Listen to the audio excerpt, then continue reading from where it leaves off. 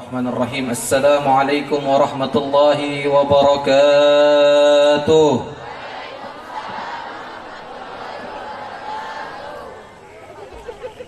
Bismillah walhamdulillah. Wassalatu wassalamu ala Rasulillah. Sayyiduna wa maulana Muhammad ibn Abdullah sallallahu alaihi wasallam. أشهد أن لا إله إلا الله وحده لا شريك له وأشهد أن سيدنا ومولانا محمدا عبده ورسوله لا نبي ولا رسول بعده اللهم صل وسلم على سيدنا وحبيبنا وشفيعنا ونور قلوبنا سيدنا محمد صاحب التاج والمعراج والبرك والعلم ودافع البلاء والوباء والمرض والألم جسمه مطهر وعطر منور من اسمه مكتوب مرفوع موضوع على اللوح والقلم شمس الضحى بدر الدجى نور الهدى مصباح الظلم أبي القاسم سيد الكونين وأشرف الثقلين أبي القاسم سيدنا محمد فيا أيها المشتاقون إلى رؤيا جماله صلوا عليه وسلموا تسليما سبحانك لا علم لنا إلا ما علمتنا إنك أنت العليم الحكيم وتب علينا إنك أنت التواب الرحيم واغفر لنا وارحمنا وأنت خير الراحمين فانصرنا على القوم الكافرين اللهم رب اشرح لي صدري ويسر لي أمري واحلل عقدة من لساني يفقه قولي اللهم أرنا الحق حقا وارزقنا اتباعه وأرنا الباطل باطلا وارزقنا اجتنابه فلا تجعله مشتبها علينا ولا نتبع الهوى الحمد لله المكرم والمحترم para habaib, para alimil ulama, para kiai, para ajengan, para sesepuh, para tokoh masyarakat, para aparatur pemerintah, wabil khusus Sayyidil Walid Abuya, ayahanda saya yang tadi sudah menyampaikan daripada pembacaan sirah nabawiyah yaitu Maulid Simtud Durar yang dikarang oleh Al-Imam Al-Qutub Al-Habib Ali bin Muhammad bin Husain Al-Habsyi radhiyallahu ta'ala anhu wa ardah. Kita doakan daripada guru kita, ayah saya Al-Habib Nagib bin Utsman Al-Madihid, mudah-mudahan Allah Subhanahu wa taala panjangkan umurnya, Allah sehatkan badannya, Allah lapangkan rezekinya, Allah kabul hajat-hajatnya sampai husnul khatimah. Amin ya rabbal alamin. Begitu juga yang tadi baru saja menyampaikan daripada tausiahnya, seorang dai muda yang begitu ganteng luar biasa, dai Nanang. Mudah-mudahan Allah Subhanahu wa taala panjangkan umur beliau dalam keadaan sehat wal afiat. Amin ya rabbal. Dan para alimil ulama, para kiai, para habaib, para ajengan yang lain yang tidak bisa disebutkan satu persatu namanya, tanpa sedikit pun mengurangi daripada rasa hormat, rasa memuliakan, rasa mencintai al-fakir kepada beliau-beliau semua. Kita doakan ulama kita, kiai kita, ajengan kita, habaib kita, sesepuh kita, tokoh masyarakat kita, mudah-mudahan dengan berkah Isra dan Mi'rajnya baginda Nabi besar Muhammad, Allah Subhanahu wa taala panjangkan umurnya, Allah sehatkan badannya, Allah lapangkan rezekinya. Jika ada penyakit Allah angkat penyakitnya, Allah kabul hajat-hajatnya. Amin ya rabbal alamin. Kemudian salam penghormatan kami sampaikan kepada segenap panitia acara peringatan Isra dan Mi'raj Nabi Muhammad sallallahu alaihi wasallam daripada Majlis Ta'lim Darul Khidmah. Mudah-mudahan apa yang dikeluarkan untuk Nabi Muhammad sallallahu alaihi wasallam baik berupa harta, tenaga maupun pikiran, mudah-mudahan dibalas dengan sebaik-baik balasan dari Allah Subhanahu wa taala fid dunya wal akhirah. Amin ya rabbal alamin. Alhamdulillah ibadallah, hadirin hadirat yang dimuliakan oleh Allah Subhanahu wa taala, kira-kira lanjut atau tidak? Lanjut atau tidak? Yakin? Udah malam, 12:30. Kata BMKG, Habib lihat di Google bentar lagi mau hujan. Hujan-hujanan. Benar. Coba Habib mau dengar suaranya. Allahumma salli ala Muhammad. Allahumma salli ala Muhammad. Sebelum kita lanjutkan daripada kajian ini, mari sama-sama kita baca sholawat burdah perihal peristiwa Isra dan Mi'rajnya Nabi Muhammad sallallahu alaihi wasallam. Sholawat burdah pasal ke-7. Nah, yang punya HP coba buka HP-nya, gunain untuk sholawat. Coba buka HP-nya, buka Google, tulis di situ lirik sholawat burdah pasal 7 yang isinya berkenaan dengan peristiwa Isra dan Mi'rajnya baginda Nabi besar Muhammad sallallahu alaihi wasallam. Sambil dibuka, sambil kita mulai. Inna Allah wa malaikatahu yusalluna 'alan nabi ya ayyuhalladzina amanu sallu 'alaihi wa sallimu taslima. Allahumma Maulaya salli wa sallim daiman abada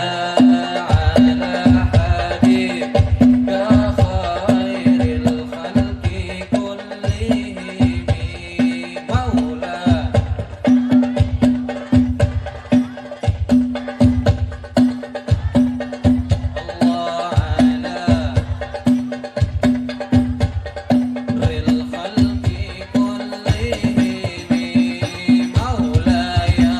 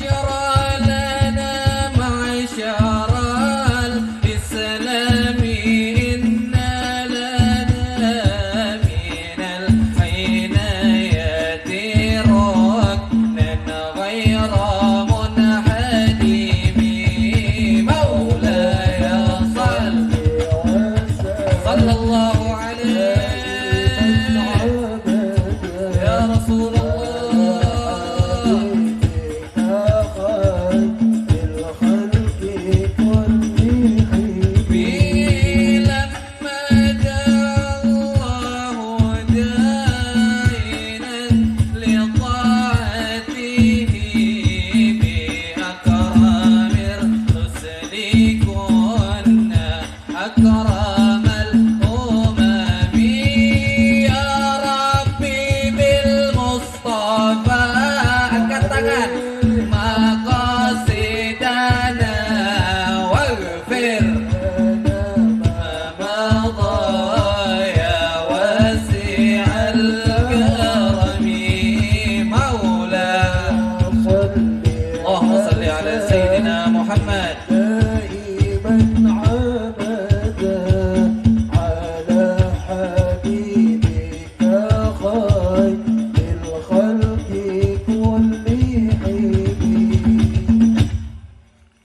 Nabi Muhammad. Itu tadi namanya sholawat burda, fasal ke-7. Fasal itu bab, halaman ke-7.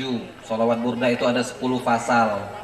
Barang siapa, kata para ulama, yang menghatamkan 1 kali sholawat burda 10 fasal tersebut, maka pahalanya, keutamaannya sama seperti menghatamkan 7 kali kitab Dalailul Khairat. Kitab Dalailul Khairat itu kitab kumpulan sholawat. Kita kumpulan sholawat yang sangat manjur, yang sangat luar biasa untuk kedekatan kita kepada baginda Nabi besar Muhammad. Nah, di sholawat burda yang kita baca tadi ada kalimat khafatta kulla maqamin bil idafati id nudita bir raf'i mithla al mufradil alami kayma tafuza bi waslin ayyi mustatirin anil uyuni wa sirri ayyi muktatami fakhuzta kulla fakhar ghaira mushtarakin wa justa kulla maqamin ghaira muzdahimi. Apa artinya? Dikatakan oleh muallif, musannif daripada sholawat burda ini, yaitu al-Imam al-Busiri radhiyallahu ta'ala anhu wa nafa'ana bi ulumihi fid dharain amin ya rabbal. Apa kata beliau ketika peristiwa Isra dan Mi'rajnya Nabi Muhammad sallallahu alaihi wasallam? Di situ Nabi Muhammad melampaui daripada seluruh makom, seluruh derajat, seluruh kedudukan makhluk-makhluk yang ada di muka bumi. Bukan sekedar makom yang dilampaui oleh Rasulullah, tapi juga kebanggaan, kedudukan, jabatan di sisi Allah Subhanahu wa taala diloncati sama Rasulullah sallallahu alaihi. Makom apakah yang didapatkan oleh Nabi Muhammad? Maqamul musyahadah. Kedudukan bisa melihat zatnya Allah Subhanahu. Tidak ada satu makhluk pun dari awal penciptaan alam semesta sampai nanti hari kiamat yang pernah bertemu dengan Allah kecuali baginda Nabi besar Muhammad. Kalau kita dengar sekadar lintasan seperti itu, seperti kayaknya biasa-biasa aja, tapi mungkin kita gambarkan. Sering ini saya gambarkan pertemuan Nabi Muhammad dengan Allah, kita gambarkan antum, salah satu dari antum diundang oleh, jangankan presiden, bupati saja. Bupati Bandung Selatan mengundang antum dengan dijemput kendaraan pribadinya bupati, plus di situ ada pengawalnya, ada konvoyan-konvoyannya, ada mobil polisi yang mengawal antum sampai ke rumahnya bupati. Kira-kira bangga atau tidak? Baru bupati, Bu, dijemput sama kendaraan pribadinya bupati. Kemudian gubernur, seorang gubernur. Kita orang biasa, kita bukan pejabat, kita bukan ulama. Tiba-tiba ada telepon dari gubernur. Kamu sebentar lagi saya jemput. Di rumah kamu, kirim alamat, share log bahasanya, share lokasi. Share lokasi, saya mau jemput, saya mau ajak kamu ke rumah saya, kita ngobrol berdua. Kata siapa? Kata gubernur. Bener, sampai kendaraannya yang turun Pak Ridwan Kamil. Di depan rumah tetangga kita. Di samping tetangga-tetangga kita, itu tetangga kita pasti, wah luar biasa, hebat ini orang. Tiba-tiba yang biasanya jual cilok dijemput sama Ridwan Kamil. Yang biasanya main Mobile Legend, ya, main PUBG, tiba-tiba suatu hari dijemput sama Pak Ridwan Kamil dengan mobil pribadinya beliau. Kira-kira bangga atau tidak? Bangga. Kira-kira wargi atau tetangga-tetangga kita akan memuji kita atau tidak? memuji kita. Baru sekelas gubernur, naik tingkatan ke presiden. Pak Jokowi jemput kita untuk diajak ke istana, ngobrol berdua khusus. Kita bukan pejabat, kita bukan ulama, tapi kita diundang. Wah, terkenal, kita viral, bahasanya zaman sekarang viral. Terkenal, langsung jadi artis, langsung diundang kemana-mana. Karena apa? Karena diundang oleh presiden. Bayangkan, Nabi Muhammad diundang oleh Allah Subhanahu, penciptanya presiden, penciptanya gubernur, penciptanya bupati, penciptanya seluruh makhluk yang ada di muka bumi, yaitu Allah Subhanahu. Bayangkan kedudukan Rasulullah Sallallahu Alaihi Wasallam. Bayangkan maqamul musyahadah, maqam yang Nabi Muhammad bisa secara langsung dengan mata telanjang melihat wujudnya Allah Subhanahu.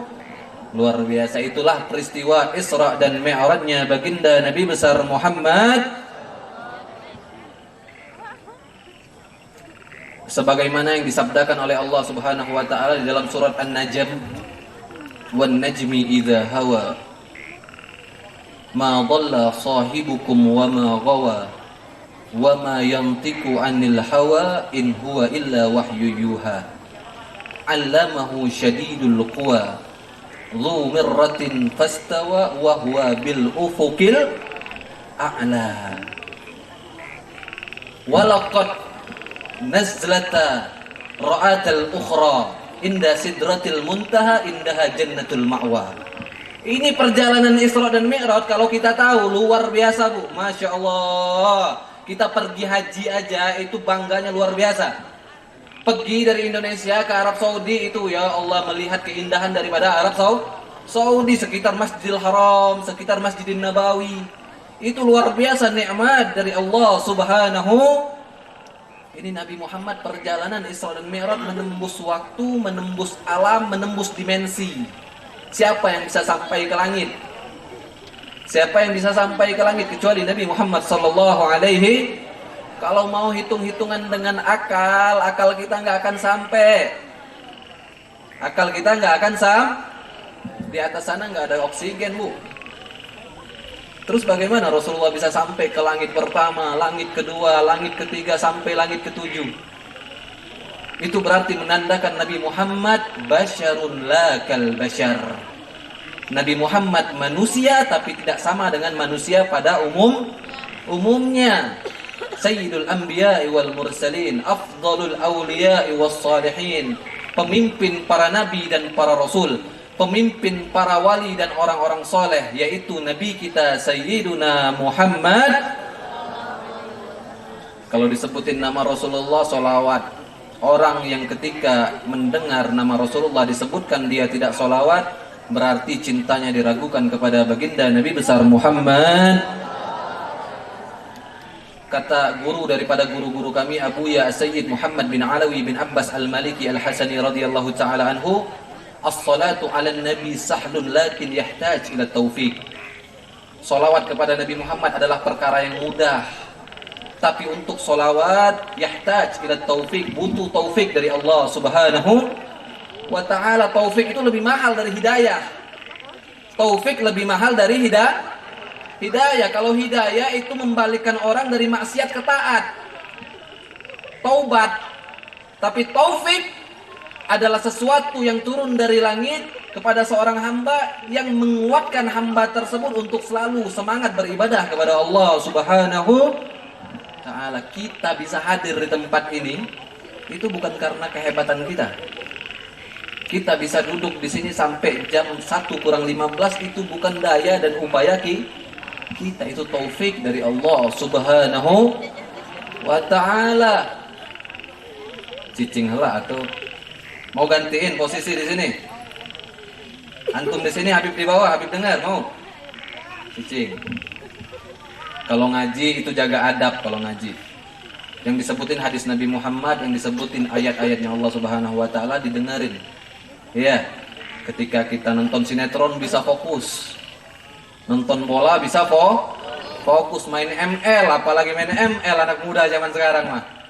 Jangan ganggu dulu, ada yang nelpon dimatiin. Betul? Kalau ngaji harus lebih fokus. Kalau kita bisa fokus di dalam pengajian, maka fadilahnya adalah rezeki kita akan diluaskan oleh Allah Subhanahu. Apa dalilnya Habib? Habib bisa ngomong doang. Dalilnya apa? Dalilnya hadis Rasulullah sallallahu alaihi wasallam. Innallaha takaffala li talibil ilmi birizqihi.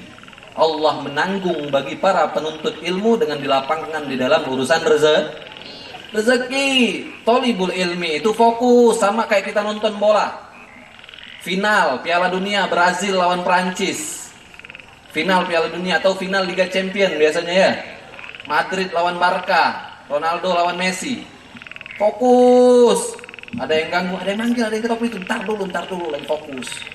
Nah, kalau babak pertama selesai baru rehat.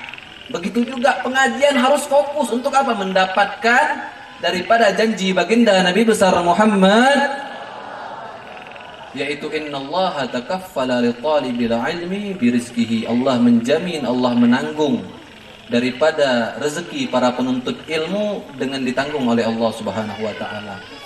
Rezeki makhluk yang tidak menuntut ilmu juga ditanggung, tapi thalabul ilmi dilipat gandakan oleh Allah Subhanahu wa taala, dilipat gandakan dengan diberkahkan oleh Allah. 50.000 cukup. Ada orang 100.000 sehari nggak cukup. Ada. Tapi ada orang 50.000 sehari cukup. Malahan sisa. Kenapa demikian? Rezekinya barokah. Rezekinya barokah. Ada orang 1 juta masih haus pengen nyari duit. Tapi ada orang dapat sehari 100.000 cukup beribadah kepada Allah Subhanahu wa taala. Itu yang membedakan rezeki berkah atau tidak, yang lebih bisa mendekatkan kita kepada Allah Subhanahu. Kira-kira sampai di sini jelas atau tidak? Insya Allah. Kemudian kita masuk ke dalam pembahasan perihal peristiwa Isra dan Mi'rajnya baginda Nabi besar Muhammad, sebagaimana yang difirmankan oleh Allah di dalam surat Al-Isra. A'udzubillahi minasyaitonir rajim.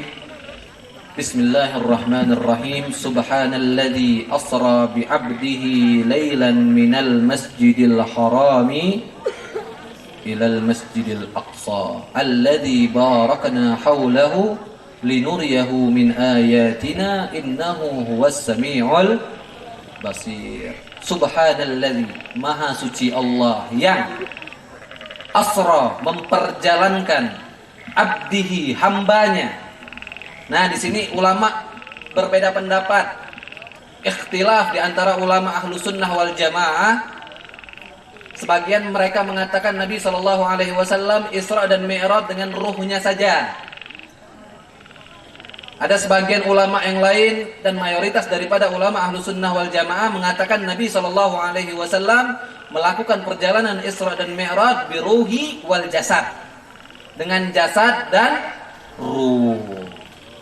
Kenapa demikian? Mereka mengambil kata abad di dalam surat Al-Isra tersebut yang mengartikan seorang hamba adalah ruh dan jasad. Itu berarti benar bahwasannya perjalanan ini dialami atau dilakukan oleh Nabi Muhammad sallallahu alaihi wasallam dengan ruh dan jasad beliau sallallahu alaihi. Untuk apa perjalanannya? Linuriyahu min ayatina. Untuk Allah Subhanahu wa taala memperlihatkan tanda-tanda kebesaran Allah Subhanahu wa taala. Di perjalanan tersebut Nabi sallallahu alaihi wasallam menyaksikan tapak tilas sejarah nabi-nabi terdahulu, disaksikan peninggalan-peninggalan nabi dan rasul terdahulu. Malaikat Jibril mengajak Nabi Muhammad untuk holiday, hiburan. Hiburannya bukan ke Pangandaran, ya, tapi hiburannya tapak tilas peninggalan-peninggalan nabi-nabi dan rasul terdahulu. Mari kita saksikan daripada perjalanan Isra dan Mi'raj Nabi Muhammad sallallahu alaihi. Sering kita dengar bahwasannya sebuah perjalanan itu pasti ada penyebabnya, betul? Setiap perjalanan pasti ada penyebabnya. Kita mau ke Pangandaran, sebabnya apa? Kita pengen main ke pantai, ada sebabnya. Begitu juga Nabi Muhammad SAW Isra dan Mi'raj ada sebabnya. Kemudian ada persiapannya. Yang ketiga ada Tujuannya bukan perjalanan kosong, bukan perjalanan sia-sia. Apa sebabnya? Sebabnya adalah beliau ditinggalkan oleh dua orang yang paling beliau cintai pada saat itu, yang terkenal dengan Amul Hazan, tahun kesedihan, yaitu Nabi Muhammad ditinggalkan oleh paman beliau Sayyiduna Abu Talib dan istri beliau Siti Khadijah al-Kubra radhiyallahu taala anha wa ardhaha. Seorang istri yang luar biasa. Ya Rabb, beda umurnya jauh Nabi Muhammad dengan Siti Khadijah. Siti Khadijah ketika menikah dengan Rasulullah umurnya 40 tahun. Umur Nabi Muhammad berapa ketika menikah? Berapa? 24? 25 tak? Bedanya 15 tahun. Sekarang Habib mau tanya, antum cinta nggak sama Rasulullah? Orang yang cinta sama Rasulullah berarti harus mengikuti Rasulullah.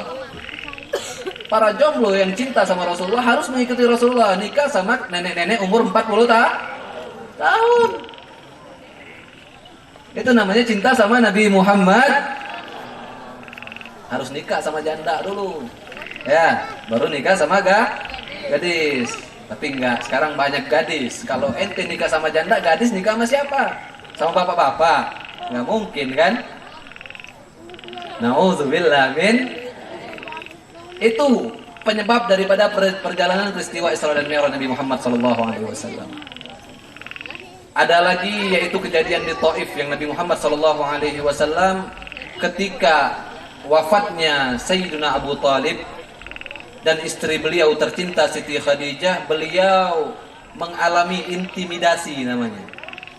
Nabi Muhammad mengalami intimidasi, yaitu dihinakan, dilecehkan oleh orang kufar Quraisy ketika Abu Talib dan Siti Khadijah meninggal. Karena Abu Talib dan Siti Khadijah merupakan pengawal pribadi Nabi Muhammad SAW. Semasa hidupnya Abu Talib dan Siti Khadijah tidak ada yang berani mengganggu Rasulullah. Tapi ketika dua orang tersebut meninggal, Nabi Muhammad mulai diintimidasi. Nabi Muhammad mulai diganggu. Nabi Muhammad mulai dilecehkan. Maka Nabi Muhammad berinisiatif hijrah pertama kemana? Ke Taif. Ke Taif. Dengan niat orang Taif bisa menerima beliau. Sebagaimana saya, Dai Nanang dan ulama-ulama lain ketika berdakwah diterima oleh masyarakat. Nabi Muhammad juga berharap diterima. Disambut dengan tola al-badru alaina, disambut dengan man ana laulakum kaifa ma hubbukum kaifa ma ahwakum. Itu kita sekarang enak sebagai umatnya baginda Nabi besar Muhammad. Tapi kalau ibu-ibu tahu apa yang didapatkan oleh Rasulullah ketika hijrah ke Taif, beliau bukan dapat sambutan yang baik. Beliau tidak dihidangkan makanan, beliau tidak disuguhkan minuman, apalagi pulangnya dikasih amplop, tidak. Tapi yang didapatkan oleh Rasulullah SAW adalah lemparan batu. Dilempar Nabi Muhammad. Bahkan anak-anak kecil, bocah-bocah ingusan ikut melempari Nabi Muhammad SAW. Nabi Muhammad diludahi ketika berdakwah. Bayangkan perjuangan Rasulullah. Antum baru ngaji sebentar capek, Rasulullah lebih capek membimbing kita sebagai umatnya. Tahan sedikit. Main Mobile Legends 3 jam, 4 jam, 5 jam sampai subuh. Kadang subuh tinggal tahan. Main PUBG 3 jam, 4 jam, 5 jam, tahan. Harusnya ngaji juga kayak gitu. Latih diri kita walaupun berat lah. Latih niat, ya Allah berikan saya hidayah dan taufik untuk semangat di dalam mengaji, agar saya bisa membanggakan hati baginda Nabi besar Muhammad. Gitu. Ngaji juga harus semangat. Sebagaimana kita semangat solawatan, ngaji juga harus semangat. Solawat bagus, tapi ngaji lebih bagus. Yang bisa menyelamatkan kita nanti di kuburan, di mahsyar dan di akhirat adalah ilmu dan amal kita. Kita nggak tahu tata cara solawat yang lebih afdol kecuali dengan ilmu. Solawat semuanya diterima oleh Allah, tapi ada solawat yang nilainya plus. Nah, kita tidak tahu solawat yang nilainya plus itu bagaimana caranya. Ada solawat yang wajib, ada solawat yang sunnah. Contoh solawat yang wajib di mana? Di Sholat. Butuh apa? Butuh ilmu. Jangan ketika sholawatan prajurit pembela Rasulullah semangat angkat tangan, jangan. Menuntut ilmu juga harus lebih semangat. Itu yang akan nanti membanggakan hati Nabi Muhammad sallallahu alaihi. Kata Al-Imam Al-Habar Al-Habib Abdul Qadir bin Ahmad bil Faqih Darul Hadis Malang, guru mulia daripada ayahnya Al-Habib Abdullah bin Abdul Qadir, daripada ayahnya Al-Habib Abdul Rahman yang semalam ada di Ad-Dahlaniyah. Beliau mengatakan sesuatu di akhir zaman yang paling membanggakan hati Nabi Muhammad adalah thalabul ilmi. Sesuatu yang paling membanggakan hati Rasulullah adalah menuntut ilmu. Ya Rabb. Makanya biasakan diri kita untuk selalu menuntut insya Allah. Itu 3 penyebab terjadinya peristiwa Isra dan Mi'raj Nabi Muhammad SAW. Yang pertama apa tadi? Meninggalnya paman beliau Abu Thalib. Yang kedua meninggal istri tercinta Siti Khadijah. Yang ketiga dizalimi ketika hijrah ke Taif. Maka Allah Subhanahu wa taala ingin menghibur nabinya, ingin menghilangkan kesedihan di dalam hati nabinya dengan mengajak Rasulullah berjalan-jalan melihat kekuasaan-kekuasaan Allah Subhanahu wa taala. Ya Rabb. Kendaraan pribadi yang disiapkan oleh Allah adalah Buraq. Bukan Fortuner, bukan Pajero, bukan Alphard, bukan Lamborghini, bukan Bugatti, bukan. Tapi Buraq. Tahu Buraq kecepatannya kayak gimana? Buraq itu diambil dari kata-kata bahasa Arab baroko.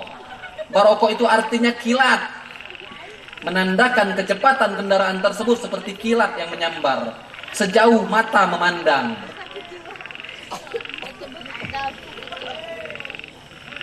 Ngaji heula tuh jangnya. Ntar Habib kasih hadiah insyaallah. Nanti Habib panggil satu yang bisa menjawab pertanyaan Habib kasih hadiah. Makanya fokus. Pertanyaannya seputar yang Habib sampaikan. Insya Allah. Kemudian dimulailah perjalanan tersebut dengan persiapan. Tadi adalah sebab.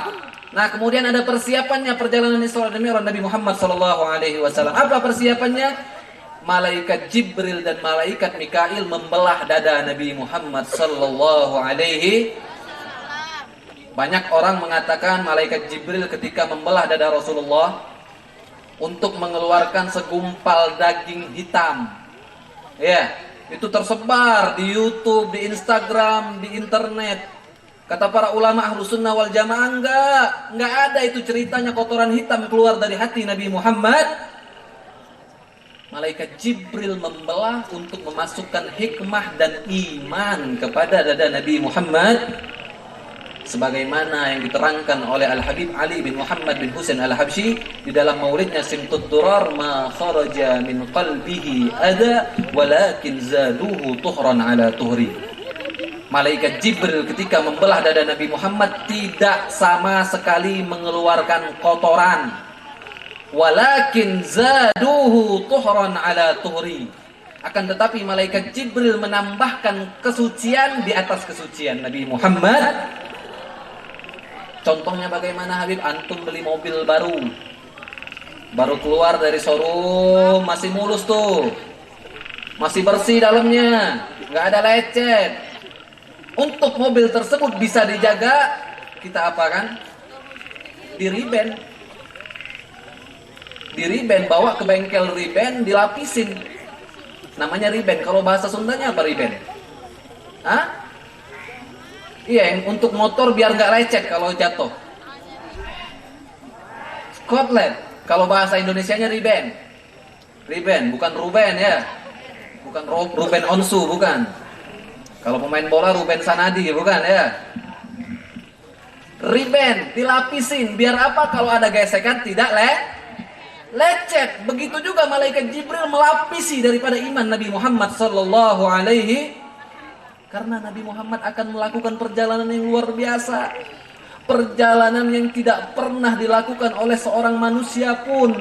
melihat daripada tanda-tanda kebesaran Allah Subhanahu. Kemudian singkat cerita, berjalanlah Nabi Muhammad dengan menunggangi Buraq bersama pengawalnya malaikat Jibril alaihis. Di sini disebutkan hatta balagha ardu dzati nakhlin. Rupanya perjalanan tersebut enggak langsung ke Masjidil Aqsa, enggak. Nabi Muhammad stop dulu, mampir dulu. Kalau kita perjalanan ke Malang biasanya ziarah, itu namanya stop di rest area. Beli makanan, beli minuman, beli garpit, ngudut dulu ya. Nah, beli good day, bikin good day. Tapi Nabi Muhammad SAW nggak makan, nggak minum Rasulullah, apalagi ngudut, nggak. Hatta balagha ardu dzati nakhlin, sampai Rasulullah diajak oleh malaikat Jibril ke tanah yang di situ banyak pepohonan kurma.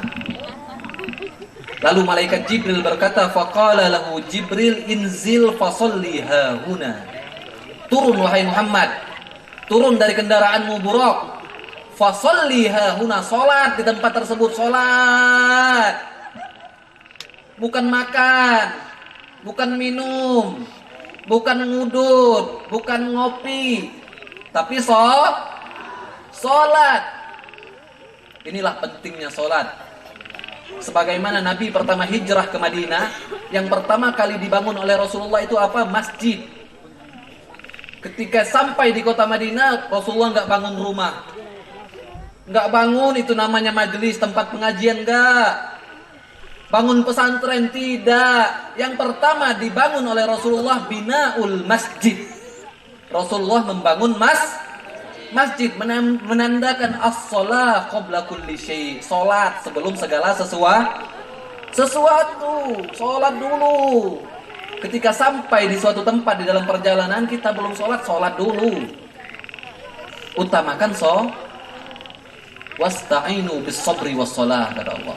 Ketika kita mengalami daripada kesusahan hidup, kesempitan rezeki, kesusahan hati, maka apa jalan keluarnya? Wasta'inu, mintalah pertolongan kepada Allah bis-sabri, yang pertama dengan sabar. Kemudian habis sabar apa?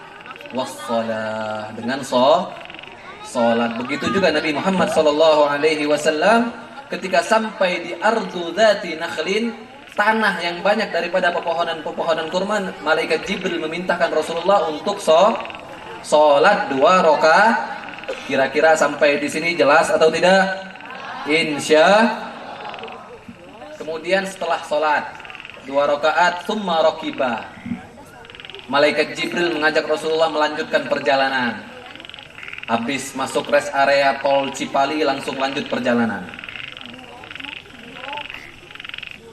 Kemudian ketika Nabi Muhammad kembali berada di atas Buraq, malaikat Jibril berkata kepada Nabi Muhammad, atadri aina shallaita?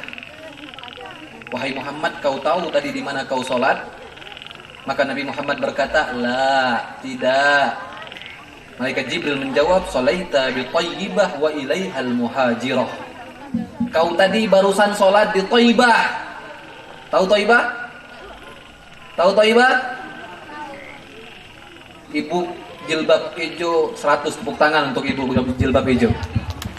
Thayyibah yang dimaksud oleh malaikat Jibril adalah negeri Madinah yang nanti Nabi Muhammad akan hijrah ke tempat tersebut.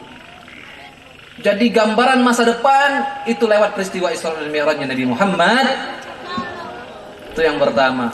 Shalaita bi Thayyibah wa ilaihal muhajirah. Kamu tadi wahai Muhammad barusan salat di Thayyibah, di Madinatul Munawwarah. Di tempat itulah nanti kamu akan hijrah, kata malaikat Jibril alaihis. Itu terminal pertama, rest area pertama adalah Thayyibah atau Madinatul Munawwarah.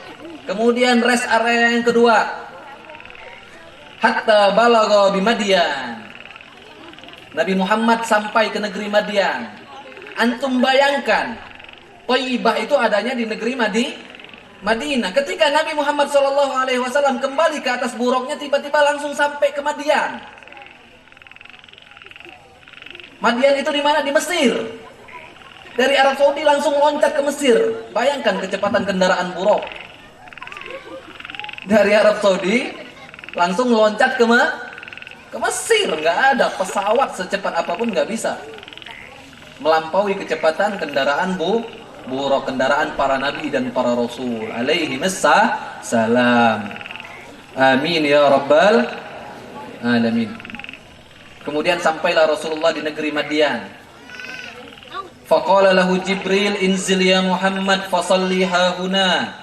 Turun wahai Muhammad, salatlah di tempat tersebut. Maka Nabi Muhammad turun, salat 2 rakaat, kemudian naik lagi ke atas buruk. Malaikat Jibril berkata, atadri aina sallaita? Kau tahu di mana kau salat? Qala la, tidak wahai Muhammad. Qala sallaita bi Madyan inda syajarati Musa allati istadallat tahtaha hina kharaja min Misrin khaifan min Fir'aun. Apa kata malaikat Jibril? Kau tadi barusan salat di bawah pohon. Di situ dulu Nabi Musa sempat bernaung di bawah pohon tersebut. Rupanya itu pohon yang tempat Nabi Musa dulu berteduh, khaifan min Fir'aun, lari daripada kejaran Fir'aun. Itu lari yang pertama, larinya sendirian, bukan lari sama Bani Israel, bukan yang Laut Merah terbelah, bukan, itu pelarian kedua. Pelarian pertama Nabi Musa sendirian menuju negeri Madian. Nabi Musa capek, walhasil istirahat di bawah pohon tersebut. Baru sebentar Nabi Musa cuma istirahat, tidak sempat sholat, tidak sempat zikir, tidak sempat wirid. Tapi pohon tersebut dijadikan sejarah oleh Allah Subhanahu, menandakan tempat yang diduduki oleh orang soleh. Tempat tersebut penuh dengan keberkahan. Baru duduk doang tuh Nabi Musa, belum wirid. Apalagi ulama-ulama kita, habaib-habaib kita, duduk di majelisnya sambil wirid, sambil bahas ilmu, sambil zikir kepada Allah Subhanahu wa taala. Para wali-walinya Allah, tempat tersebut penuh dengan berkah. Itu yang kedua. Rest area Nabi Muhammad yang kedua adalah Madian. Yang pertama tadi apa? Thayyibah. Thayyibah itu Madinatul Munawwarah. Yang kedua Madian. Kemudian yang ketiga, hatta balagha bituri Sina. Sampai Nabi Muhammad diajak turun oleh malaikat Jibril di sebuah bukit suci. Bukit suci yang bernama Bukit Tursina. Di dalam Al-Qur'an Allah Subhanahu wa taala berfirman kepada Nabi Musa alaihi salam, "Ikhla'na 'alaika ya Musa fa innaha bil wadil muqaddas tuwa." Ketika Nabi Musa ingin bermunajat kepada Allah di atas bukit tersebut, Nabi Musa diperintah oleh Allah untuk lepas sendal. Sendalnya sebagaimana kita masuk masjid, sendal harus Nah, itu tempat suci, batas suci. Nabi Musa diperintahkan oleh Allah untuk melepas sendal. Tapi antum bayangkan, menginjak bukit saja Nabi Musa disuruh lepas sendal. Tapi Nabi Muhammad sallallahu alaihi wasallam ketika sampai di langit ketujuh, ketika itu malaikat Jibril tidak mampu lagi menemani perjalanan Nabi Muhammad sallallahu alaihi wasallam. Nabi Muhammad masuk dan benda mati yang ada di kaki Rasulullah ikut masuk. Sendalnya Nabi Muhammad sallallahu alaihi.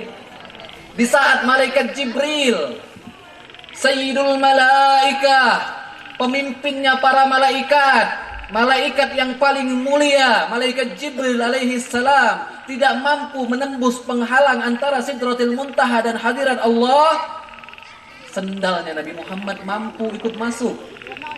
Bayangkan, apa kata malaikat Jibril? Ya Muhammad, kalau aku ikut masuk aku akan terbakar, aku akan hancur, kata malaikat Jibril alaihi. Tapi sendalnya Rasulullah tetap utuh. Sendalnya Nabi Muhammad tetap menandakan kullu syai' yata'allaq bin nabi fahuwa a'zam. Segala sesuatu yang mempunyai hubungan, catat baik-baik, segala sesuatu yang mempunyai hubungan dengan Nabi Muhammad, hubungan zahir maupun hubungan batin, akan menjadi mulia. Antum mempunyai hubungan dengan Rasulullah, antum akan jadi mulia. Bagaimana caranya mempunyai hubungan Rasulullah? Tuntut ilmunya Nabi Muhammad. Khalas.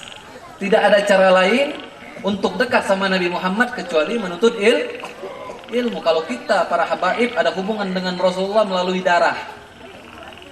Darah yang ada di dalam tubuh kita bersambung kepada darahnya Nabi Muhammad sallallahu alaihi. Kita mulia, antum juga bisa menjadi mulia dengan apa? Mengambil warisan Nabi Muhammad. Innal anbiya lam yuwarrithu dinaran wala dirhaman, innama warrathul ilma.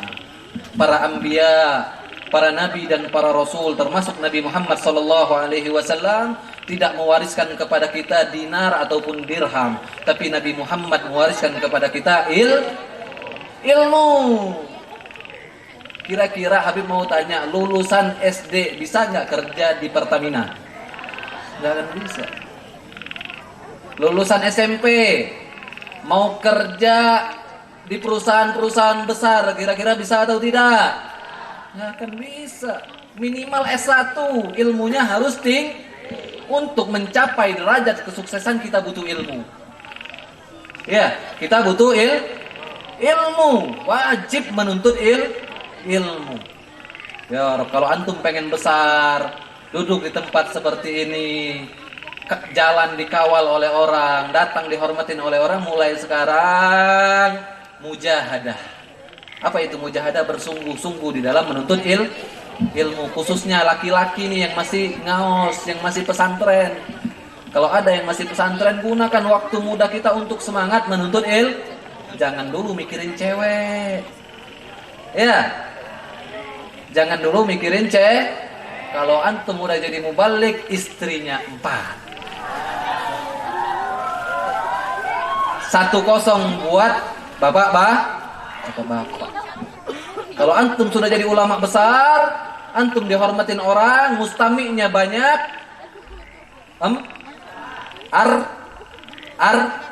Bahasa Arabnya 4 apa? Bahasa Inggrisnya 4. Jadi jangan dulu. Bukan FOR, bukan, tapi FOUR. 4. Ya. Makanya semangat menuntut ilmu.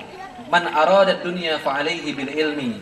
Barang siapa yang menginginkan dunia harus dengan Man arada al akhirah fa alaihi bil ilmi. Barang siapa yang menginginkan kedudukan nanti di akhirat harus dengan ilmu. Man aradahuma fa alaihi bil ilmi. Barang siapa yang menginginkan dunia dan akhirat harus dengan ilmu. Khalas.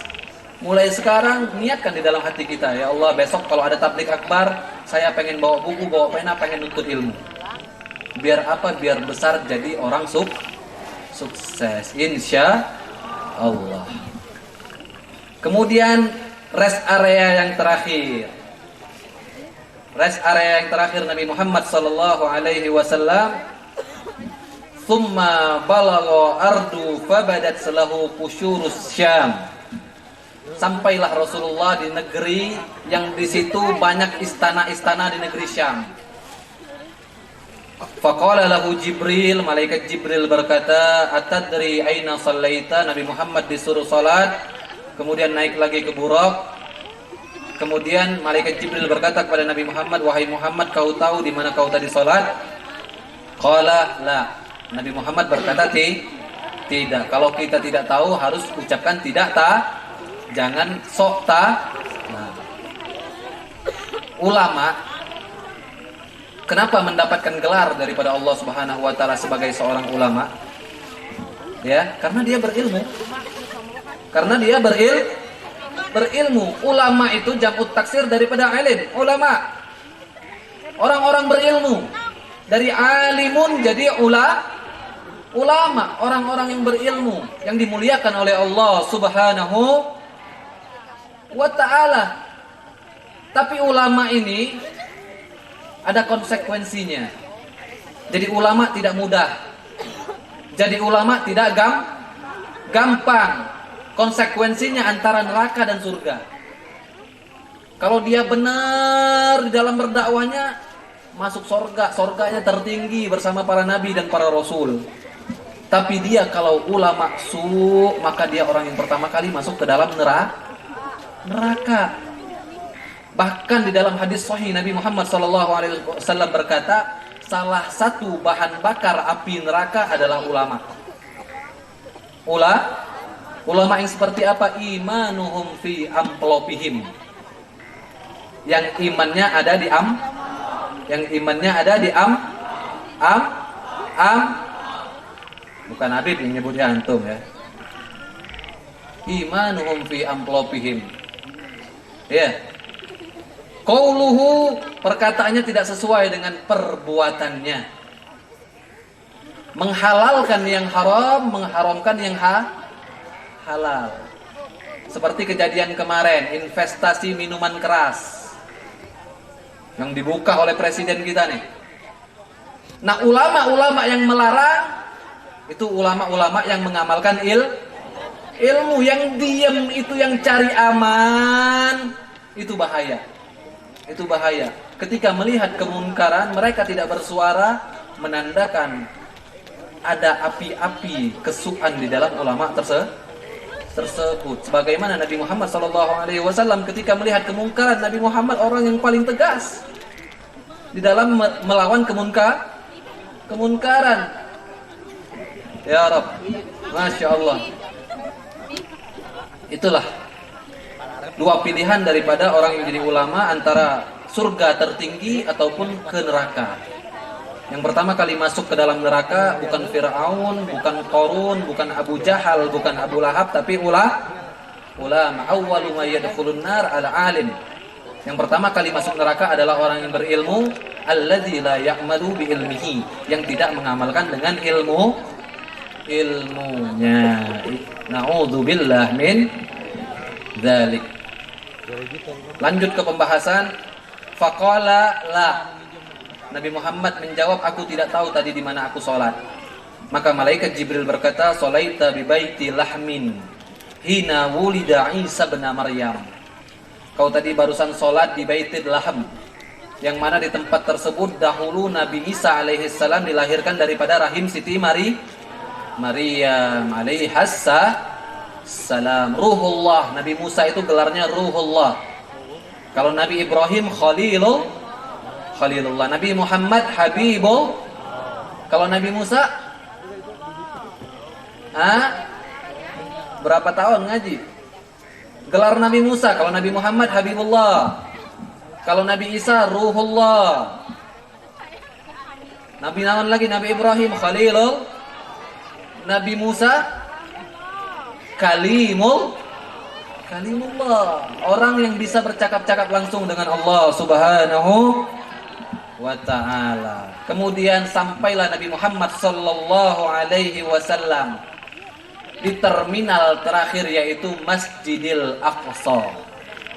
Nah, di Masjidil Aqsa ini luar biasa. Ada hikmah yang luar biasa. Ada pelajaran hebat dari Nabi Muhammad sallallahu alaihi wasallam. Begitu Nabi Muhammad sampai di Masjidil Aqsa, malaikat Jibril menawarkan dua pilihan minuman. Yang satu minuman dari khamr, dari minuman keras. Yang satu lagi terbuat dari susu. Pilih wahai Muhammad. Pilihan Nabi Muhammad akan menentukan keadaan umatnya. Maka Nabi Muhammad tahu pilihan terbaik adalah susu. Khamr diharamkan oleh Allah Subhanahu wa ta'ala. Ketika Nabi Muhammad memilih susu, maka malaikat Jibril berkata, umatmu akan suci dengan susu tersebut. Umatmu akan fitrah. Umatmu menjadi umat yang fitrah, yang suci, yang disucikan oleh Allah Subhanahu. Bayangkan Nabi Muhammad memilih susu saja, umatnya keadaannya seperti ini.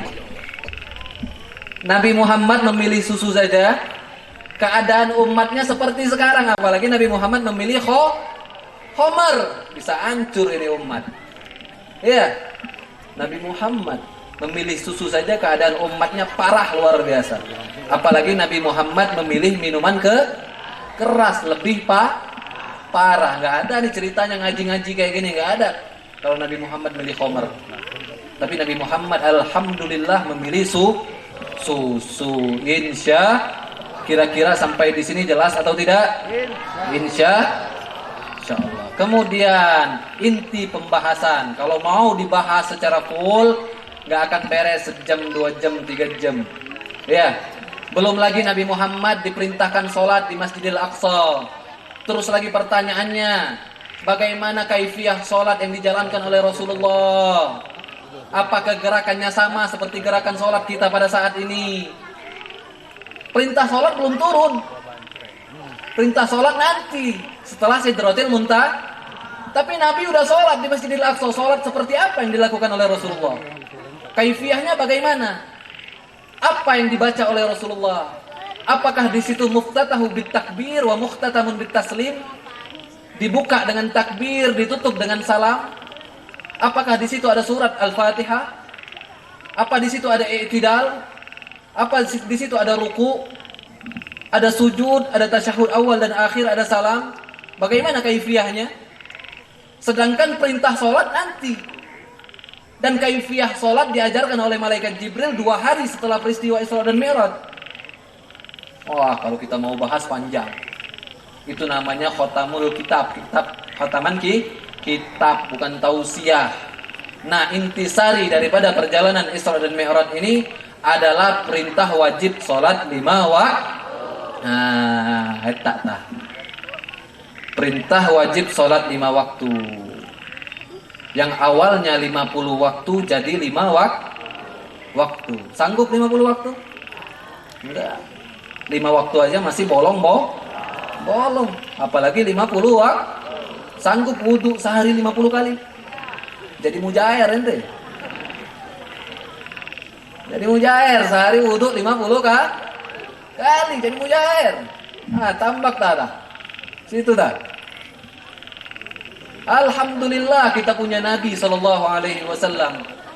Walaupun Nabi yang paling mulia, beliau mau mendengarkan saran Nabi Musa Nabi Musa yang perintahkan Rasulullah, balik wahai Muhammad kepada Allah, minta keringanan, umatmu tidak akan mampu 50 waktu. Umatku saja yang fisiknya kekar-kekar, umatku saja yang fisiknya kuat-kuat tidak mampu sholat 50 waktu. Apalagi umatmu wahai Muhammad yang kecil-kecil badannya. Umat-umat terdahulu itu bukan kayak kita, posturnya tinggi, besar. Nabi Adam alaihi salam, antum tahu tinggi Nabi Adam itu berapa? Sittuna dhira'an. 60 dhira'. 60 dhira' itu 56 meter. Itu Nabi Adam alaihi, turun dikit ke Nabi selanjutnya, turun dikit ke Nabi selanjutnya. Fisik Nabi Musa bukan seperti kita fisiknya, begitu juga umatnya. Kata Nabi Musa, balik wahai Muhammad, minta keringanan sama Allah. Umatmu tidak akan umatmu akan jadi mujair kalau 50 waktu. Jadi balik lagi Nabi Muhammad. Balik lagi. Minta keringanan. Diringanin 5 waktu oleh Allah. Kemudian sampai lagi di langit ke-6. Ketemu lagi sama Nabi Musa. Diringankan berapa wahai Muhammad? Diringankan 5 wahai Musa. Minta lagi wahai Muhammad, umatmu gak akan mampu 45 waktu. Terus Rasulullah SAW bolak-balik ke hadapan Allah sampai 9 kali. Bayangkan berjuang untuk kita hanya untuk meringankan kewajiban sholat kita. Rasulullah menahan malu di hadapan Allah Subhanahu wa taala. Malu Rasulullah minta 9 kali bolak-balik. Ya Rabb, bayangkan antum punya guru, diperintahkan oleh guru antum, ente beli rokok misalkan. Ente beli rokok Sampurna Mil. Ya. Ketika sampai di warung, habis Sampurna Milnya. Ente beliin rokok Garpit. Guru Sampurna Milnya enggak ada. Adanya Garpit. Kata guru, saya enggak mau. Saya maunya Sampurna Mil. Ini duit beli lagi. Sampai 9 kali ente nggak dapetin Sampurna Mil. Bayangin itu rasa malunya kemana? Kayak gitu juga Nabi Muhammad SAW 9 kali bolak-balik ke Allah Subhanahu wa taala hanya untuk meminta keringanan sholat untuk kitanya aja 5 waktu masih bolong. Bahkan kata Rasulullah, kalau saya tidak malu kepada Allah, maka saya minta keringanan lagi sama Allah. Saya tahu umatku akan banyak meninggalkan sholat. Ya Rabb, sholat ini luar biasa. Awwalu ma yuhasabu bihil abdu yaumal qiyamah as-shalah. Yang pertama kali dihisab nanti pada hari kiamat adalah salat, bukan sedekah, bukan zikir, bukan wirid, bukan sholawat, bukan haji, bukan umrah, tapi salat. Fa idza salahat salaha sairu amalihi. Kalau salatnya benar, amal yang lainnya benar. Kalau salatnya salah, fa idza fasadat sairu amalihi. Kalau salatnya hancur, salatnya rusak, maka amal ibadah lain juga rusak. Salat ini ya Rabb, kalau kita tahu fadilah salat di awal waktu, ya, apalagi salat berjamaah, kita akan datangi itu masjid walaupun kita lagi sibuk dengan pekerjaan kita. Kalau kita tahu keutamaannya, kalau kita tahu pahalanya. Ibu misalkan ada orang datang ke ibu, bawa koper 1 sama bawa amplop 1. Yang bawa koper isinya 27 juta, yang amplop isinya 1 juta. Kira-kira pilih yang mana? Hah? Koper apa amplop? Orang gila yang milih karena 27 sama 1 jauh bandingan. Sholat berjamaah itu 27 kali lipat pahalanya ketimbang sholat sendirian. Bayangin kayak gitu aja. Emang kita nggak kelihatan pahalanya. Kalau dilihatkan oleh Allah nggak ada lagi orang yang nyari duit. Semuanya pergi ke masjid. Kalau pahalanya ditampakkan oleh Allah Subhanahu Wa Taala, nggak ada lagi itu ceritanya ngopi ngudut, nggak ada ibadah kepada Allah Subhanahu Wa Taala. Semuanya menjadi ahli surganya Allah Subhanahu Wa Taala. Amin ya Rabbal. Keutamaan sholat juga bisa mengampunkan dosa. Kita nih, ya, kita yang berat jodoh, yang belum nikah, yang belum dapat pekerjaan, cara minta tolong kepada Allah pertama dengan sholat. Ya, sholat itu ngampunin dosa. As-sholah ila sholah kafaratun bainahuma. Dari satu sholat ke sholat yang lain itu pengampunan dosa. Tapi dosa kecil, bukan dosa besar. Misalkan kita sholat subuh, habis sholat subuh sampai waktu zuhur kita maksiat kepada Allah, menggunjing tetangga, membicarakan aib orang lain, melihat aurat yang diharamkan oleh Allah. Kemudian kita sholat zuhur, maka dosa dari subuh ke zuhur diampuni oleh Allah. Begitu seterusnya. Dari zuhur ke asar kita maksiat lagi, begitu sholat asar dosa kita diampuni lagi oleh Allah. Dari asar ke maghrib maksiat lagi. Azan maghrib langsung sholat, apalagi berjamaah, dosanya langsung diampuni oleh Allah. Maghrib ke isya maksiat lagi. Pacaran, nongkrong di kafe sama pacar, pegang dikit, ya pegang dikit pacarnya, itu maksiat. Begitu kita sholat isya, dosa tersebut langsung diampuni oleh Allah Subhanahu Wa Taala, asalkan tidak zina. Dari isya ke subuh maksiat lagi. Nonton apa tuh, main Mobile Legends sambil ngebacot, biasanya sambil main Mobile Legends ya. Kalau menang, girangnya luar biasa. Kalau kalah, bacot keluar semua itu yang ada di Taman Safari. Anjing lah, apalah.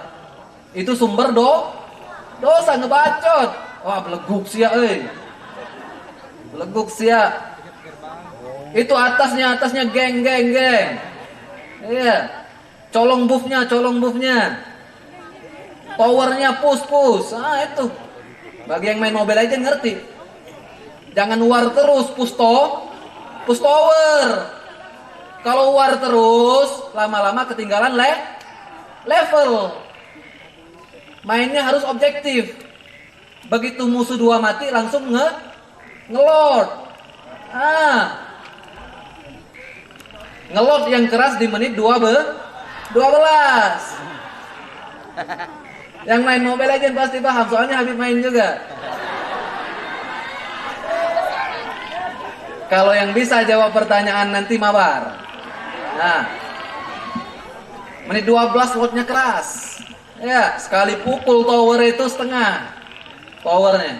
Kalau yang main Mobile nggak apa-apa main Mobile Legends, tapi secukupnya. Jangan habiskan waktu kita untuk main Mobile Legends sampai lupa tholabul ilmi, jangan.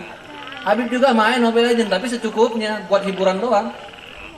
Nuntut ilmu tetap Baca kitab tetap, murojaah tetap lebih Kalau lagi bosan nuntut ilmu, lagi suntuk nggak apa-apa, main sesekali. Kalau menang terus, kalau kalah apa? Baca. Na'udzubillah min dzalik. Salat. As-shalah ila shalah kafaratun bainahuma. Dari satu salat ke salat yang lain itu pengampunan dosa dari Allah Subhanahu.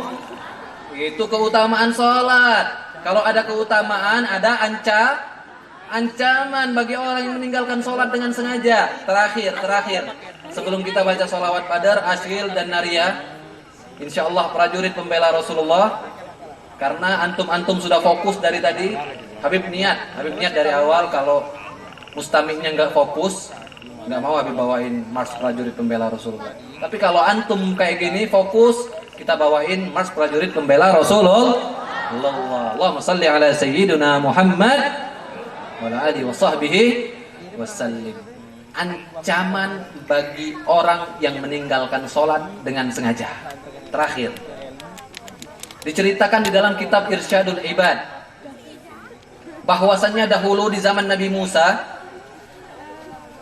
ada orang yang datang kepada Nabi Musa, seorang perempuan datang kepada Nabi Musa alaihi salam dan berkata, "Ya Nabi Allah, aznabtu dzamban 'aziman wa qad tubtu ila Allah ta'ala. Fad'u Allah ay yaghfira li dzambi wa yatubu alayya." Perhatikan, ini jangan sampai kita meninggalkan salat. Ini ancamannya, ini dosanya. Ada seorang perempuan di zaman Nabi Musa datang mengadu kepada Nabi Musa, "Wahai Nabi Musa, aznabtu dzamban 'aziman. Aku telah melakukan dosa yang begitu besar. Wa qad tubtu ila Allah ta'ala, tapi aku sudah minta ampun kepada Allah. Fadha Allah, doakan kepada Allah wahai Musa. Ayyaghfira li dzambi, agar Allah mengampuni dosaku. Wa yatubu alayya, dan menerima taubatku." Nabi Musa penasaran. Seraya berkata, "Wa ma dzanbuki?" Apa dosamu? Perempuan tersebut berkata, "Zanaitu wa waladtu waladan wa qataltuhu." Wahai Nabi Musa, dosaku bukan dosa yang ringan. Dosaku bukan dosa yang kecil, dosaku besar, luar biasa. Apa dosanya? Zanaitu, aku telah berzina. Wa waladtu waladan, melahirkan seorang anak haram. Wa qataltuhu, kemudian anaknya aku bunuh, kata perempuan tersebut. Tiga dosa besar. Zina, melahirkan anak haram, kemudian anaknya dikubur hidup. Nabi Musa tercengang mendengar penjelasan perempuan tersebut, seraya berkata, "Ukhruji ya fajirah." Pergi kau wahai perempuan hina, jangan dekat-dekat sama kami.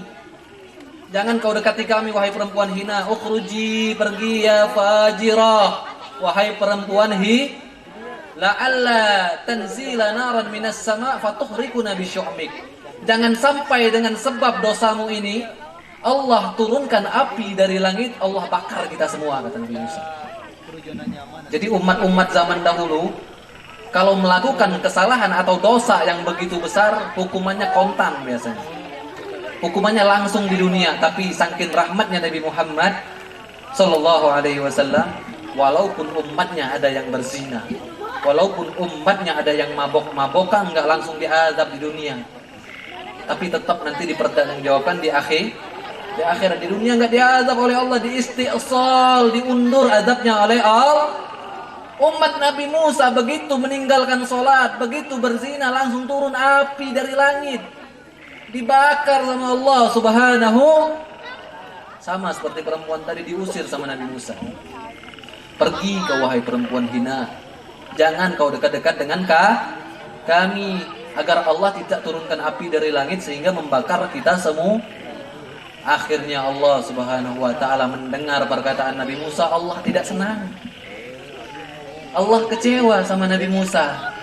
Allah utus malaikat Jibril untuk menyampaikan pesan kepada Nabi Muhammad sallallahu alaihi wasallam, untuk menyampaikan pesan kepada Nabi Musa alaihi salam. Apa kata malaikat Jibril? Ya Musa, innallaha ta'ala yukri'ukas salam. Wahai Musa, Allah Subhanahu wa ta'ala mengirim salam kepadamu. Lihat adab Allah. Lihat adab Allah kepada nabinya. Begitu menyampaikan pesan, yukri'ukas salam, dimulai dengan salam. Jangan masuk ke rumah orang, woi. Ada hujan nggak? Woi, ada hujan. Assalamualaikum, tahiyatul Islam. Tahiyat kita semua. Assalamualaikum. Bukan sampurasun yang ada beberapa tahun yang lalu kejadian. Yang dibantah, yang dilawan oleh guru kami, Al-Habib Muhammad Rizik bin Husain bin Syihab, imam besar. Doakan mudah-mudahan Habib Rizik panjang umur, sehat walafiat. Amin ya rabbal alamin. Salam. Allah aja ketika menyampaikan pesan kepada nabinya diawali dengan salam. Innallaha yukri'ukas salam. Allah menyampaikan salam kepadamu wahai Musa. Kemudian malaikat Jibril melanjutkan perkataannya, lima rodatta at-taiba ya Musa. Kenapa kau usir perempuan tersebut yang ingin bertaubat kepada Allah? Kenapa kau usir? Kenapa kau tidak terima taubatnya? Kenapa kau tidak mohonkan kepadaku untuk aku ampuni dosanya? Wa man wajadta syarrun minha. Apakah kau tidak tahu ada dosa yang lebih besar daripada dosa perempuan tersebut? Maka Nabi Musa berkata, wa man syarrun minha ya Jibril. Apa dosa yang lebih besar daripada dosa perempuan tersebut? Berzina, melahirkan anak haram, kemudian anaknya dibunuh. Apa dosa yang lebih besar daripada dosa tersebut? Maka malaikat Jibril berkata, man yatrukus shalah amidan muta'ammidan. Orang yang meninggalkan sholat dengan sengaja, dosanya lebih besar dari zina, lebih besar melahirkan anak haram, kemudian anaknya dibunuh. Ayo, mari dengan momen peristiwa Isra dan Mi'rajnya baginda Nabi besar Muhammad sallallahu alaihi wasallam, kita tingkatkan kualitas sholat kita. Yang tadinya masih bolong, berusaha untuk sekuat tenaga sholat 5 waktu. Yang tadinya sholat 5 waktu sudah sempurna, tingkatkan lagi derajatnya sholat berjamaah, minimal subuh sama isya, atau minimal subuh sama maghrib. Berjamaah di masjid, penuhkan masjid-masjid kita, makmurkan masjid-masjid Kalau sudah berhasil untuk sholat berjamaah, lengkapi sholatnya dengan sholat sunnah. Ya Rabb, kalau antum sholat tepat waktu, rezeki antum juga tepat waktu. Itu kata para ulama. Kalau kita tepat waktu di dalam sholat, segala urusan kita dimudahkan oleh Allah. Janji Allah, yang penting as-shalah mi'rajul mu'min. Salat itu Isra Mi'rajnya orang yang beriman. Ketika Allah bersama Nabi Muhammad di atas langit, Nabi Muhammad berkata kepada Allah, ya Allah, aku pengen umatku juga ikut menyaksikan pemandangan ini, wahai Allah. Aku pengen mereka merasakan kenikmatan duduk di hadapanmu, wahai Allah. Apa kata Allah? Aku jadikan mi'rajmu terhadapku untuk umatmu di dalam keadaan sholat. Jadi kalau kita pengen merasakan Isra dan Mi'raj, itu telah diletakkan oleh Allah di dalam belajar khusyuk di dalam sholat. As-salah mi'rajul mu'min. Sholat adalah Isra Mi'rajnya orang-orang yang beriman. Mudah-mudahan dengan berkah Isra dan Mi'raj Nabi Muhammad sallallahu alaihi wasallam, Allah kirimkan taufik dan hidayah kepada kita. Allah kirimkan inayah dan madatnya kepada kita, agar kita senantiasa bisa menjaga sholat 5 waktu. Kita bisa perhatian terhadap sholat 5 waktu. Kita bisa sholat 5 waktu berjamaah. Kita bisa lengkapi sholat 5 waktu dengan sholat sunnah. Amin ya rabbal. Mari terakhir sama-sama kita baca sholawat badar, disambung dengan sholawat asghil, kemudian sholawat nariyah dengan niat. Mudah-mudahan dengan berkah Rasul sallallahu alaihi wasallam dan para sahabat di perang Badar, Allah jaga para ulama-ulama kita, Allah jaga habaib-habaib kita, Allah jaga kiai-kiai kita, Allah jaga karuhun-karuhun kita, Allah jaga sesepuh-sesepuh kita. Amin ya rabbal. Hoyong sholawat, hoyong. Nyalain HP-nya center, coba nyalain center. Kalau nggak kompak nggak jadi sholawat, langsung habis tutup sama doa. Nyalain center semuanya, HP, lampunya nyalain. Nyalain yang kompak, biar indah. Biar dilihat oleh Nabi Muhammad, akan menjadi saksi kita. Keluarin semuanya, yang punya HP keluarin. Nggak punya, beli. Yang punya HP keluarin, yang nggak keluarin mudah-mudahan HP-nya hilang pulang dari sini. Amin. Amin. Ya Rabbal. Yang ngeluarin mudah-mudahan diganti dengan HP yang baru oleh Allah. HP yang lebih bagus. Amin ya Rabbal alamin. Mari sama-sama hadroh ikut. Tapi backing vokal nggak usah ikut, biar jamaah yang jadi backing vokal. Pukulannya seperti pukulan marhaba aja, nggak usah pakai darbuka ya. Salatullah salamullah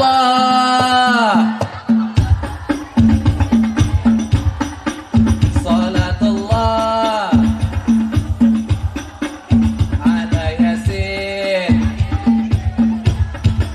salatullah assalatu wassalamu alaika ya Rasulullah hubbika ya Rasulullah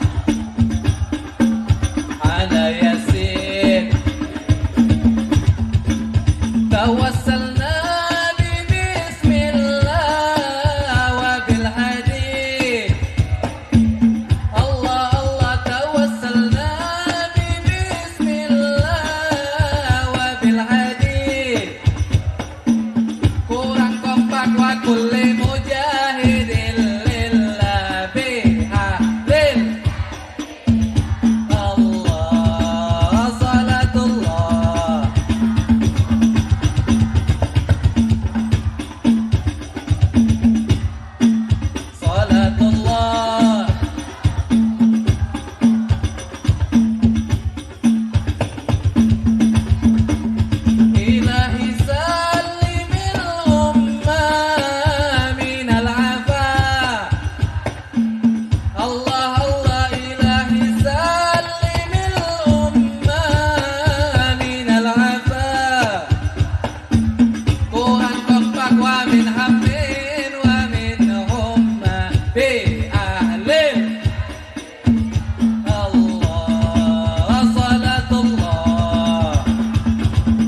keras, lebih semangat, sing tarik sadayana Rasulillah.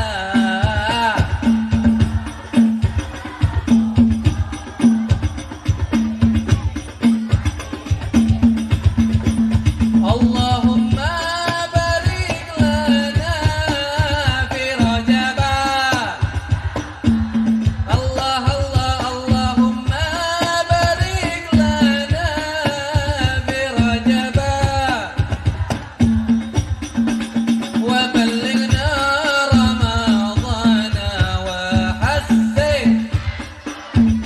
لنا صلاة الله على طه رسول الله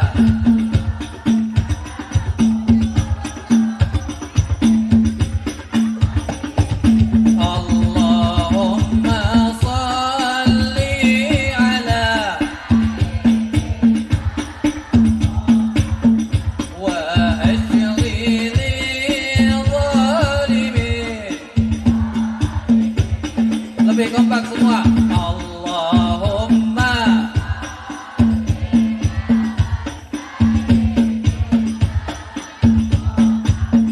وأشغل الظالمين بالظالمين وأخرجنا من بينهم سالمين وعلى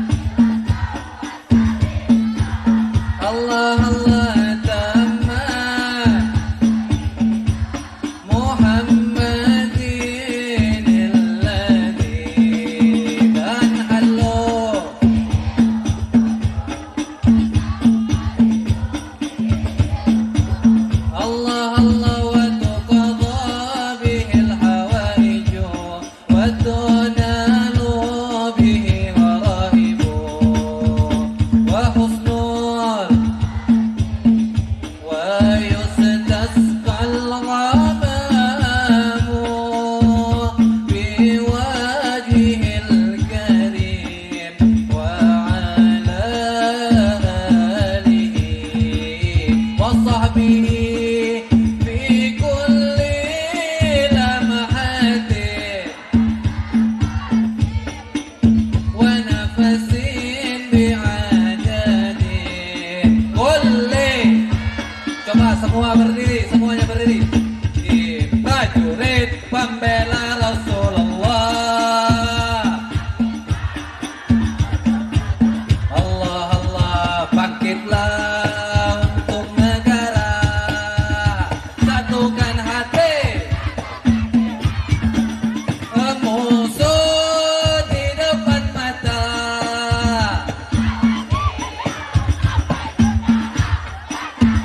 Untuk agama dan negara tercinta kematian.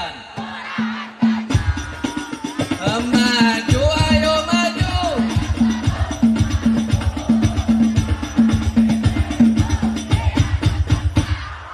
Kami berjanji demi Allah rela be. Wahai prajurit, berjuanglah tanpa lelah,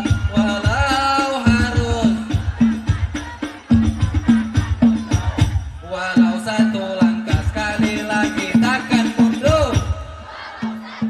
Sebentar, hafal nggak lagu Prajurit Pembela Rasulullah? Ini Habib Bahar masih ditahan, betul? Kita doakan daripada Habib Bahar yang ngarang daripada sholawat ini, mudah-mudahan diberikan kemenangan oleh Allah Subhanahu wa Ta'ala. Amin ya Rabbal. Hafal Prajurit Pembela Rasulullah? Ini bukti bahwasanya umat cinta beliau, betul? Adroh nggak usah ikut, biar semua jamaah Habib mohon kompak semuanya. Prajurit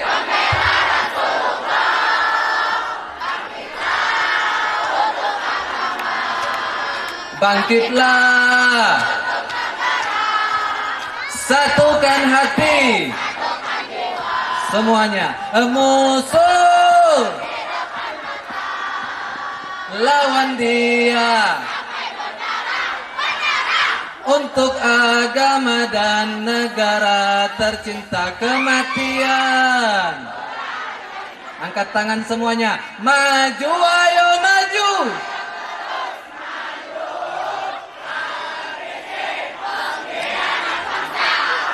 Kami berjanji demi Allah, wahai prajurit,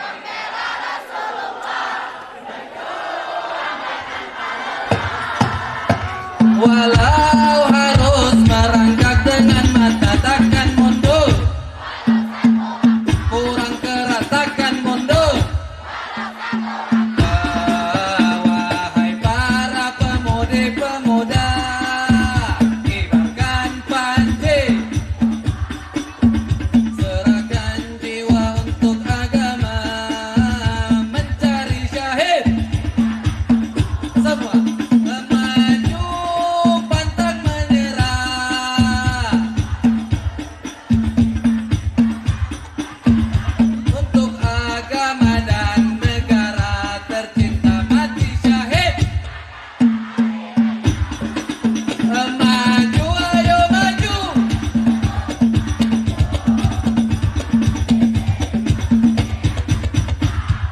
Kami berjanji demi Allah, wahai prajurit, berjuanglah tanpa lelah, walau harus takkan mundur, sekali lagi takkan mundur. Sirril Fatihah. Ar-Rahmanir-Rahim, Maliki yaumiddin, iyyaka na'budu wa iyyaka nasta'in, ihdinas siratal mustaqim, siratal ladzina an'amta 'alaihim ghairil maghdubi 'alaihim waladdallin. Amin. Angkat tangannya, Rabbi fanfa'na bi barakatihim, Rabbi fanfa'na bi barakatihim, Rabbi fanfa'na bi barakatihim. Ya Allah, Rabbi fanfa'na bil Habib Muhammad Rizq bin Husain bin Syihab, wahdinal husna bi hurmatihim. وأمسنا في طريقتهم ومعافاة من الفتن. اللهم إنا نسألك سلامة في الدين وبركة في العمر وصحة في الجسد وسعة في الرزق وتوبة قبل الموت ورحمة عند الموت ومغفرة بعد الموت وعفوا عند الحساب وأمانا من العذاب ونصيبا من الجنة وارزقنا النظر إلى وجهك الكريم. ربنا ظلمنا أنفسنا وإن لم تغفر لنا وترحمنا لنكونن من الخاسرين. ربنا تقبل منا إنك أنت السميع العليم وتب علينا إنك أنت التواب الرحيم. ربنا آتنا في الدنيا حسنة وفي الآخرة حسنة وقنا عذاب النار. يا مولانا يا مجيب يا حاضرا لا يغيب توسلنا إليك بالحبيب تقضي حاجاتي وحاجة المسلمين قريب. وصلى الله على سيدنا ومولانا محمد نبي الأمي وعلى آله وصحبه وسلم والحمد لله رب تقبل الله منا ومنكم فتقبل يا Karim. Ini saja yang bisa saya sampaikan pada kesempatan kali ini. Wabillahi taufiq wal hidayah. Hasbunallah wa ni'mal wakil, ni'mal maula wa ni'man nasir. Wassalamualaikum warahmatullahi wabarakatuh.